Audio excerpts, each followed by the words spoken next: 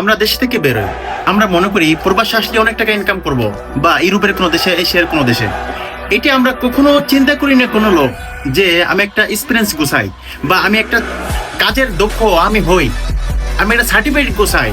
তখন দেখবেন আপনি যে কাজ করেন, যদি আপনি আপনার লোহার কোনো কাজ করেন, বা ওয়েল্ডিং এর কোনো কাজ করেন, বা আপনি কারেন্টের কোনো কাজ করেন, বা কম্পিউটারের কোনো কাজ করেন, বা মোবাইলের কোনো কাজ করেন, এই বিষয়ে যদি একটা ডিপ্লোমা থাকে, তাহলে কিন্তু আপনি সব জায়গায় কাজ পাবেন। আমাদের সমস্যা হচ্ছে যে আমরা কোনো কিছু না জানি। আমাদের বাংলাদেশিরা 95% কোনো কিচ্ছু জানি না। আমরা কি জানি যে মানুষকে আমরা একটা জিনিস করে দিব, বা একটা জিনিস, আমি একটা জিনিসের ভালো একটা চাকরি যদি করতেও চাই, তাহলে আমার এক্সপিরিয়েন্স যোগায়, বা এক্সপিরিয়েন্স চায়।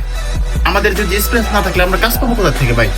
এই জন্য বলি, আপনি যেখানে যান, ইউরোপে আসেন বা এশিয়ার কোনো দেশে যান, আপনারা আগে প্রথমে হচ্ছে আপনার এক্সপিরিয়েন্স গুছান, তারপরে আপনি পাড়ায় দেন।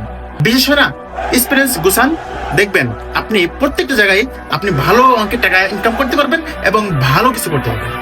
ধন্যবাদ।